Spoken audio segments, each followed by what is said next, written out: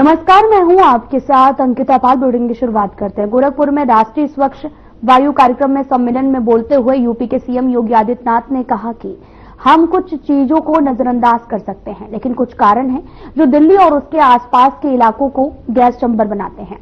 लेकिन मुझे लगता है कि ये हम सभी के लिए समय है।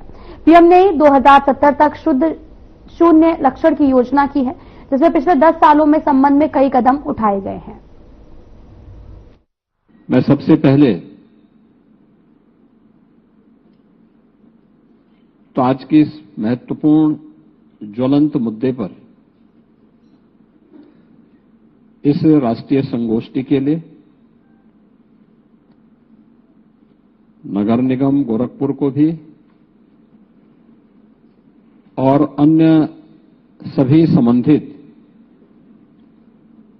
संस्थाओं को हृदय से धन्यवाद देता हूं कि उन्होंने इस मुद्दे को चर्चा का विषय बना करके इसके समाधान का रास्ता सामूहिक रूप से करने की एक रणनीति पर कार्य करना प्रारंभ किया है।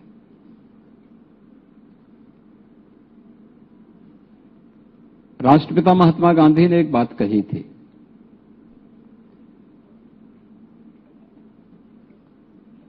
कि हमारी ये प्रकृति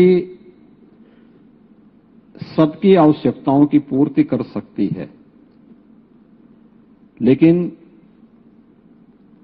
किसी के लोभ को पूरा करने का सामर्थ्य इसमें नहीं है। और मुझे लगता है कि यहीं से जो प्रश्न हम सबके सामने खड़े हुए हैं, इस जीव सृष्टि के सामने खड़े हुए हैं, हम इसका समाधान उसी में देख सकते हैं। एयर क्वालिटी इंडेक्स में गोरखपुर ने एक अच्छी छलांग लगाई है। आपके सामने नवंबर से फरवरी का महीना राष्ट्रीय राजधानी क्षेत्र के अंदर जो स्थितियां पैदा होती हैं, जिसमें माननीय उच्चतम न्यायालय को बार बार इंटरवेन करने के लिए मजबूर होना पड़ता है, वह दृश्य भी होता है जिसमें पूरा एनसीआर क्षेत्र एक गैस चैम्बर में बदल जाता है। और उस समय देश के जितने भी लंग्स विशेषज्ञ होते हैं, इनके द्वारा एक हेल्थ अलर्ट जारी किया जाता है और हेल्थ इमरजेंसी के रूप में ये लोग कहते हैं कि जो भी लंग्स के पेशेंट हैं वे सावधानी रखें, घर के बाहर न निकलें, मास्क लगाएं, या फिर और भी बहुत सारी सावधानी उस समय इनके द्वारा दी जाती है। आखिर कौन है इसके लिए जिम्मेदार कि देश की राजधानी गैस चैम्बर में बदल जाती है? ये केवल दिल्ली के लोग ही उसके लिए जिम्मेदार नहीं होते। कहीं ना कहीं ऐसा जरूर होगा जिसमें हम लोग इन चीजों को अक्सर नजरअंदाज करते हैं, लेकिन कहीं ना कहीं कोई ना कोई कारक जरूर होगा जो दिल्ली और आसपास के क्षेत्र को एक गैस चैम्बर में बदल करके लोगों के स्वास्थ्य के साथ और उनके जीवन के साथ खिलवाड़ करने की एक स्थिति पैदा कर दी जाती है।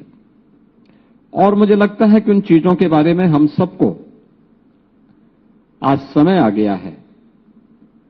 प्रधानमंत्री जी ने वैसे ही नहीं कहा कि हमें सन 2070 तक नेट जीरो के लक्ष्य को प्राप्त करना है। नेट जीरो का मतलब कार्बन उत्सर्जन को न्यूनतम करने की दिशा में बढ़ाए जाने वाले कदम। पिछले 10 वर्ष में इसके लिए अनेक कार्यक्रम चलाए गए। आपने देखा होगा, पहले नगरीय क्षेत्रों में स्ट्रीट लाइट लगती थी, हैलोजन लगते थे, वो ऊर्जा भी ज्यादा लेती थी, आवाज भी करती थी और कार्बन उत्सर्जन भी ज्यादा करती थी। कहीं लाल लाइट लग जाती थी, कहीं पीली लाइट लग जाती थी, कहीं पर किसी अन्य कलर की लगती थी और ऊर्जा की खपत बहुत ज्यादा होती थी। उसमें कीड़े मकोड़े भी आते थे, वे जलते रहते थे, उनसे भी आपने देखा होगा कितनी बदबू, उसके सामने उसके नीचे कोई खड़ा हो जाए बहुत बदबू होती थी। लेकिन हम लोगों ने 2017 में प्रदेश भर से 16 लाख हैलोजन लाइट को हटा करके उसकी जगह एलईडी स्ट्रीट लाइट दिया। आप आश्चर्य करेंगे कि पैसा हमने एक भी खर्च नहीं किया। हमने ईएसएल को ये जिम्मेदारी दी कि वह ये जितने भी हैलोजन हैं इनको हटा करके इनकी जगह एलईडी स्ट्रीट लाइट लगा ले और इसको 7 वर्ष तक इसके रखरखाव की जिम्मेदारी वो ले। पैसा हम नहीं देंगे, एनर्जी में जितनी बचत होगी उसका जो डिफरेंस होगा उसको आप ले लीजिए। और वे सहमत हुए। उन्होंने सभी 16 लाख एलईडी स्ट्रीट लाइट हटाकर एलईडी स्ट्रीट लाइट बदली हैलोजन हटा करके। आपने देखा होगा कि आज भी हमारे नगर निकायों में प्रदेश के अंदर लगभग 1000 करोड़ रुपए की प्रतिवर्ष बचत होती है इसके कारण। यानी जो पैसा हम केवल ऐसे वेस्ट कर दे रहे थे, जिसकी कोई कीमत नहीं होती थी, जिसको हमें मान करके चलते थे कि चाहे पैसा सरकार दे या बिजली कंपनियों पर इसका बोझ पड़े, और बिजली कंपनी कहां से देंगे, वो भी सरकार को ही उसके कर्ज को चुकाना पड़ता है। या आप एक ईमानदार करदाता को मजबूर कर देते हैं, जो टैक्स पेयर है उसका शोषण कर रहे हैं इसके माध्यम से कि ज्यादा पैसा आप उससे वसूल कर रहे हैं। उसका दुरुपयोग होता था। आज कम से कम नगर निकाय इस 1000 करोड़ रुपए की का उपयोग, इसका सदुपयोग अन्य सुविधाओं को देने में कर सकते हैं, ज्यादा बेहतर सुविधाएं देने में कर सकते हैं। एक प्रयास वहां से प्रारंभ हुआ था। और इसके उपरांत हम लोग कहीं जाते थे तो हम लोग देखते थे प्रधानमंत्री जी का अक्सर स्वच्छता में बहुत जोर होता था। आपने पहली बार देखा होगा देश के अंदर 12 करोड़ घरों में शौचालय बनाए गए। पहली बार आपने देखा होगा तो हम लोग देखते थे प्रधानमंत्री जी कहीं आते थे तो उनके चौपर के लैंड होने के साथ ही अगर आप कितनी भी सफाई कर लेंगे तो सफाई उसी समय सबके चेहरे को बेनकाब कर देती थी, क्योंकि जैसे चौपर लैंड करता था उसके साथ प्लास्टिक का कूड़ा अगल बगल इतना गिर जाता था कि कितनी भी सफाई करेंगे तो आपके पूरे उसको वहां पे पर्दाभास कर देता था। तो मैंने 4-5 जगह देखा कि हमारे स्थानीय स्तर पर प्रशासन कहता था साहब अच्छा है, साफ सफाई है, सब कुछ ठीक है, लेकिन अचानक जैसे उनके 3 हेलीकॉप्टर लैंड करते थे उसके साथ पूरा कूड़ा अगल बगल जम जाता था। तो मैंने तय किया कि भाई प्लास्टिक को, सिंगल यूज प्लास्टिक को हमें बैन करना है। हमने 2018 में मैंने बैठक की, कैबिनेट की बैठक में प्रस्ताव मंगाया तो कैबिनेट के हमारे बहुत सारे साथी पहले कहने लगे नहीं साहब बैन नहीं करना चाहिए, इससे बहुत सारे लोगों पर प्रभाव पड़ेगा। मैंने 3 महीने के लिए स्थगित किया। फिर 3 महीने के बाद फिर आया, फिर वही बातचीत हुई। मैंने इस बार जबरदस्ती उस प्रस्ताव को पास कराया। मैंने कहा नहीं, ये पास होना है और मैंने कहा इससे नए रोजगार के भी सृजन होंगे।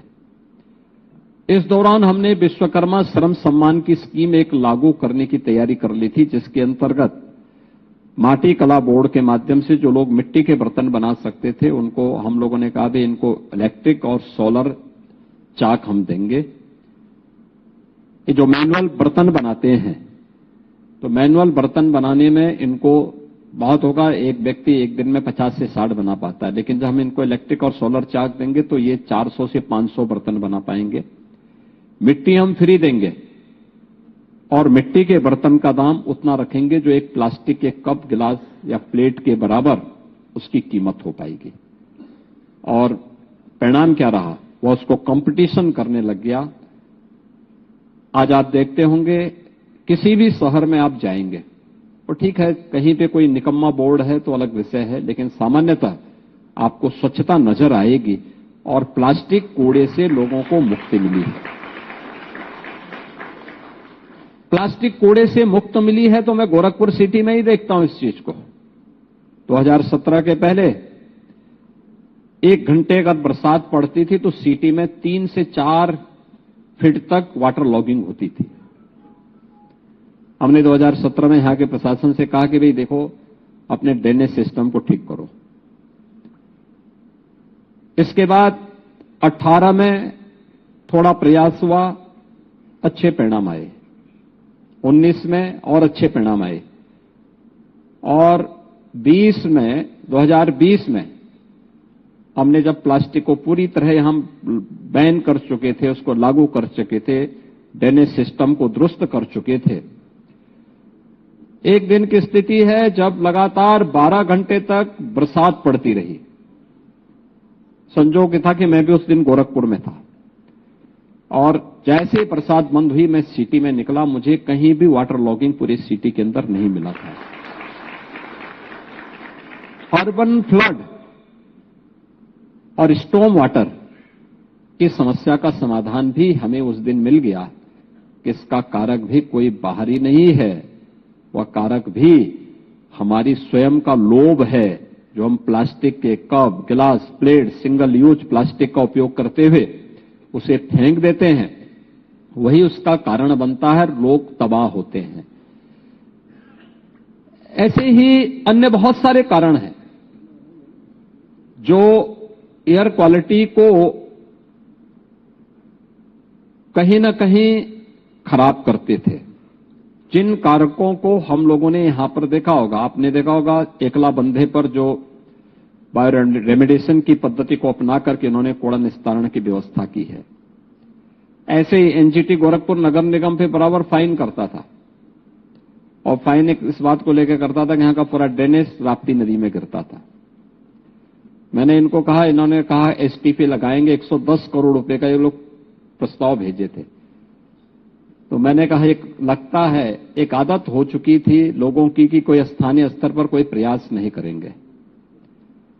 तो मैंने कहा ये पैसा क्या दहेज का पैसा है क्या कि आप लोग जाते हैं प्रस्ताव अपना भेजते हैं? कोई देसी पद्धति अपनाओ, और देसी पद्धति अपना करके लोगों के सामने एक मॉडल प्रस्तुत करो। और मुझे अच्छा लगा कि अभी वो और भी रिफाइंड हो सकता है जो पद्धति इन्होंने बनाई। हमने कहा भी पंजाब के अंदर अगर वहां पर एक संत के द्वारा एक पद्धति अपना करके एक नदी की शुद्धि के कार्यक्रम को आगे बढ़ाया जा सकता है, तो आप भी देसी पद्धति पर उस कार्य को आगे बढ़ाइए। और पुराने समय में यह होता था कि जल की शुद्धि के लिए भी अलग अलग मानक तय कर दिए जाते थे। यहां ईंट होता है, हमने कहा ईंट का झावा लगाइए, मोटा जो बॉर्डर होते हैं उसको रखिए, उसके बाद दूसरा लेयर उसका दीजिए, तीसरा मोटी गिट्टी का दीजिए, चौथा बालू का दे दीजिए। और नगर निगम ने उस कार्य को आगे बढ़ाया। परिणाम क्या था, जो बीओडी लेवल, जो बीओडी पहले जो ड्रेनेज का था वहां पर वाटर की जो क्वालिटी थी, जो बीओडी लेवल था 350 के आसपास था। लेकिन जब वही राप्ती नदी में इस प्रोसेस से जा रहा है तो वहां 8 से 10 के बीच में अंत में चौथे स्टेज में उसको देख सकते हैं, क्लीन वाटर के रूप में आप उसको देख सकते हैं। खर्चा कुछ नहीं, 110 करोड़ रुपए अगर ये लोग एसटीपी पे खर्च करते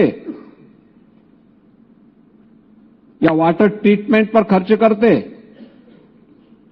और प्रतिवर्ष भी उसका जो खर्चा आता है वो 10 करोड़ के आसपास जरूर आता है। और उसके उपरांत क्या स्थिति होती इनके लिए, न ये 10 करोड़ लोग खर्च कर पाते, न उसको एसटीपी को ही ये लोग चला पाते।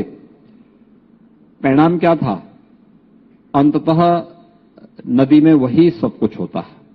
एनजीटी को दिखाने के लिए एक नमूना जरूर खड़ा हो जाता है, लेकिन आज की देसी पद्धति कुल 6 करोड़ रुपए खर्च करके सालाना खर्चा इनका 4 से 5 लाख रुपए आता है और जल की शुद्धि के मानक को अलग से इन्होंने प्रस्तुत कर दिया है कि हां ऐसे भी हो सकता है, उसमें और भी अच्छी गुंजाइश है करने की। और मुझे लगता है कि उसको समय के अनुरूप हमें आगे बढ़ाना चाहिए, उसको एक प्रक्रिया का, प्रोसेस का और एक सक्सेस स्टोरी का हिस्सा बना करके इस प्रकार के कार्यक्रमों को आगे बढ़ाना चाहिए। गोरखपुर एक अच्छी सिटी है और अच्छी सिटी इसलिए कि अगल बगल पर्याप्त फॉरेस्ट है, हमारे पास लैंड पर्याप्त मात्रा में अगल बगल के क्षेत्रों में भी है, झील है, जगह जगह झील है, रामगढ़ ताल इधर है, उधर चिलवा ताल है, महेसरा ताल है, रोहिन नदी है, राप्ती नदी है, इधर गोर्रा नाला और नदी भी है। पर्याप्त मात्रा में झीलें हैं, पर्याप्त मात्रा में यहां पर लैंड है और फॉरेस्ट भी है। काफी लैंड आपके पास ऐसी है जहां पर आप लोग सिटी फॉरेस्ट को भी डेवलप कर सकते हैं, मियावाकी फॉरेस्ट को भी कुछ जगहों पर यहां पर आगे बढ़ाने का काम हुआ है और सिटी के उस सरप्लस लैंड का उपयोग हम लोग कर सकते हैं, जिसके माध्यम से आप कार्बन उत्सर्जन को न्यूनतम स्थिति में करने में सफल हो सकते हैं। एयर क्वालिटी इंडेक्स में आप लोग अपने को एक मानक के अनुरूप ला सकते हैं और अच्छे प्रयास सभी शहरों ने उत्तर प्रदेश के अंदर और खासतौर पर जो हमारे 17 म्युनिसिपल कॉरपोरेशन है जिसको हम लोग ने स्मार्ट सिटी के रूप में डेवलप करना प्रारंभ किया है, इन सबके द्वारा किए गए प्रयास एक अच्छी दिशा में आगे बढ़ रहे हैं। प्रदेश में हम लोगों ने वृक्षारोपण के कार्यक्रम को भी बड़े पैमाने पर आगे बढ़ाया है और मुझे बताते हुए प्रसन्नता है कि अकेले उत्तर प्रदेश ने पिछले 8 वर्ष के अंदर 210 करोड़ वृक्षारोपण के कार्यक्रम को सफलतापूर्वक क्रियान्वित किया है। केवल पेड़ ही नहीं लगाए हम लोगों ने, बल्कि पेड़ लगाने के साथ साथ यह भी सुनिश्चित किया कि वे पेड़ आगे बढ़े भी। और इसके लिए हम लोगों ने फॉरेस्ट रिसर्च इंस्टीट्यूट को, देहरादून को और छत्तीसगढ़ की एक यूनिवर्सिटी को हम लोगों ने इसके लिए थर्ड पार्टी के रूप में रखा, जो इन सब की मॉनिटरिंग करके अपनी रिपोर्ट समय समय पर उत्तर प्रदेश शासन को उपलब्ध करवाएगा। और मुझे अच्छा लगा कि जो हम लोगों ने सरकारी विभागों से वृक्षारोपण करवाए थे वह लगभग 70 से 75% तक वे जीवित हैं और जो हम लोगों ने निजी संस्थाओं से, स्वयंसेवी संस्थाओं से किए थे उनकी भी 65 से 70% वे जीवित हैं और आगे बढ़ रहे हैं। और इसका परिणाम है कि देश के अंदर जिन राज्यों ने वृक्षारोपण के कार्यक्रम के साथ जुड़े थे उन सब ने अपने स्तर पर एक प्रयास किया होगा, लेकिन उत्तर प्रदेश का फॉरेस्ट कवर इस दौरान बढ़ा है।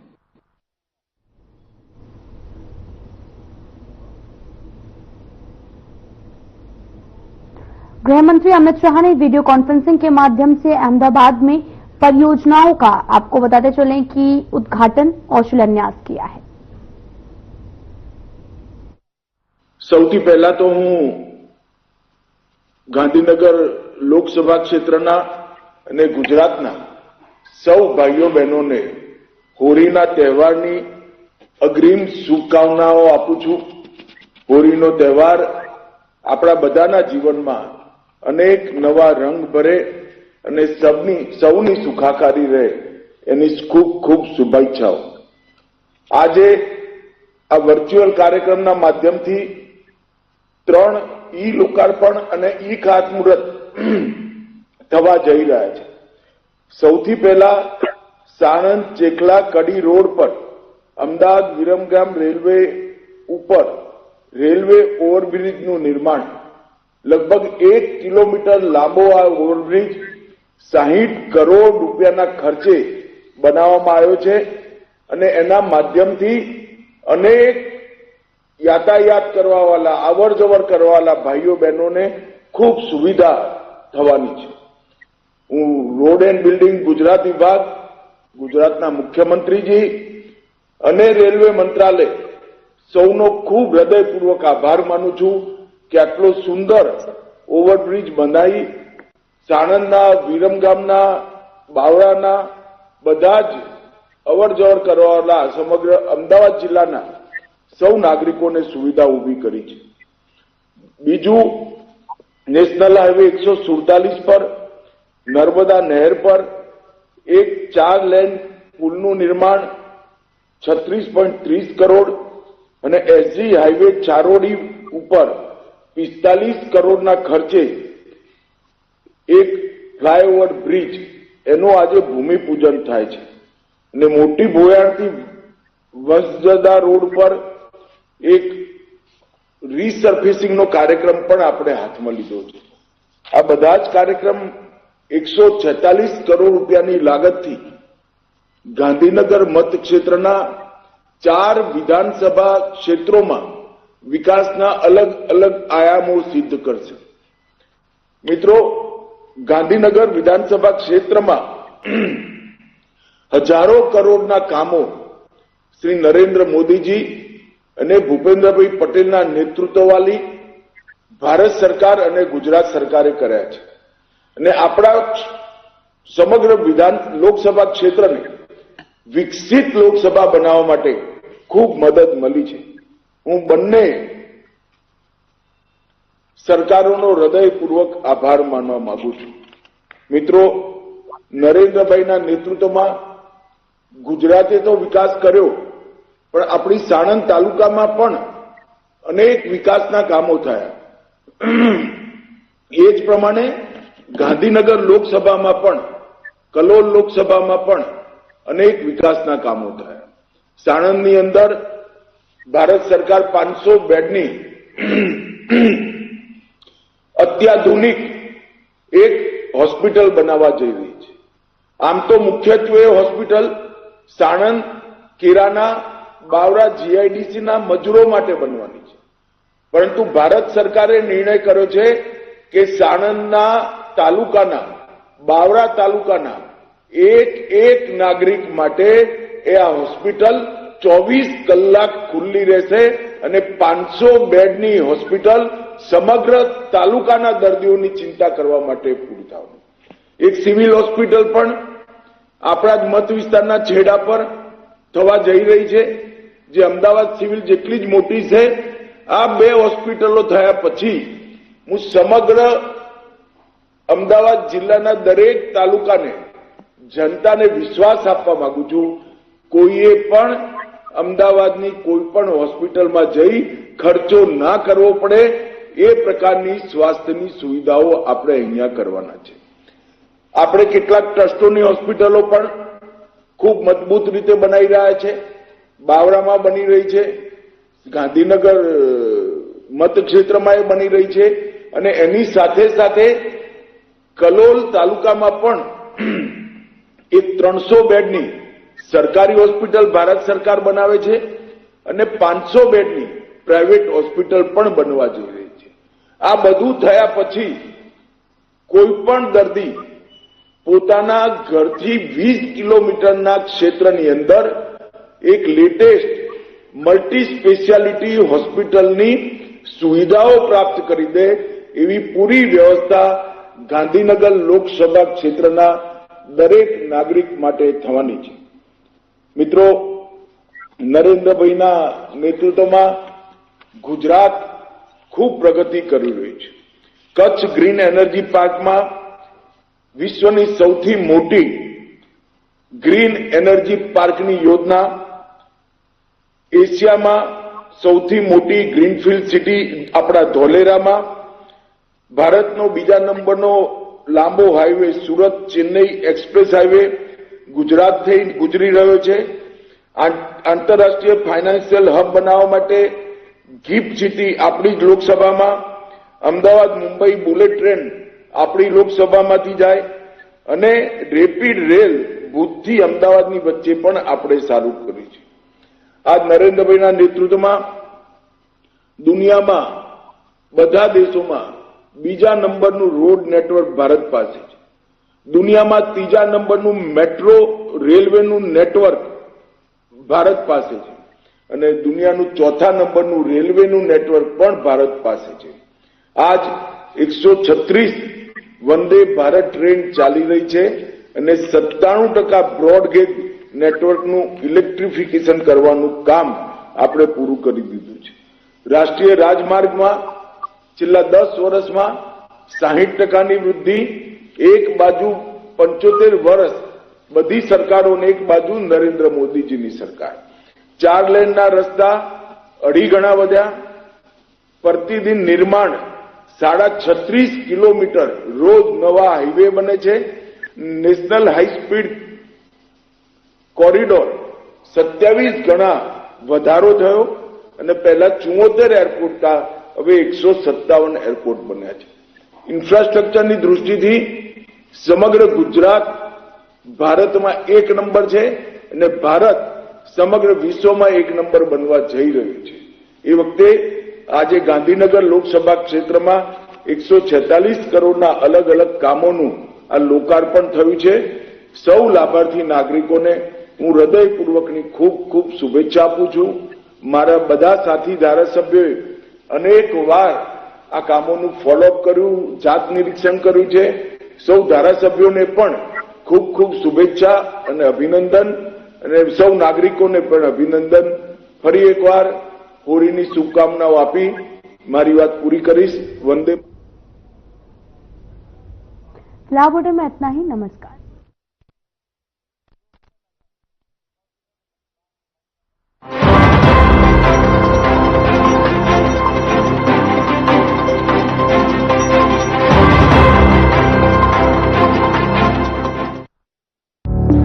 Through constant innovation,